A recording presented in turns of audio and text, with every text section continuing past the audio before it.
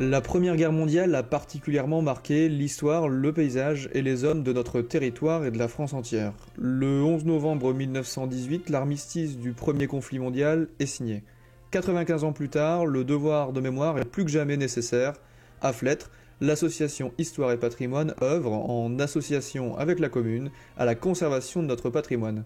Ainsi, à l'approche des 100 ans du conflit mondial, le monument aux morts a été rénové. Dans le cadre des travaux de requalification, on l'a déplacé et grâce à l'association Histoire et Patrimoine, le soldat a retrouvé des couleurs tout à fait authentiques et magnifiques. Nous sommes très heureux aussi que les enfants participent chaque année et cette année encore plus particulièrement à cette manifestation. Il faut que ce souvenir se perpétue et il faut le respect des anciens combattants qui sont morts pour nous, pour notre liberté.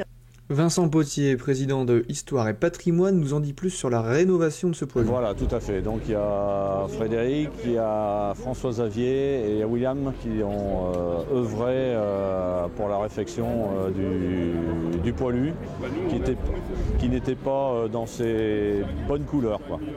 Il y avait le rouge avec le bleu horizon, tandis que là, bon, il retrouve ses couleurs normales, disons. Seconde particularité de cette cérémonie du 11 novembre, la présence de soldats écossais et allemands par le biais d'une reconstitution. François-Xavier Bonne, secrétaire de Histoire et Patrimoine, mais également membre des Flanders Jokes, nous raconte cette passion. Voilà, la reconstitution historique, c'est né d'une exposition qu'on a organisée, Histoire et Patrimoine. Ça s'intitulait ici en Flandre, 90 ans après. C'était chez monsieur Hubert Godgeluck, l'antiquaire entre Flêtre et Castres. Et suite à cette exposition sur la Première Guerre mondiale, on avait fait venir des groupes de reconstitution pour rendre l'exposition plus animée.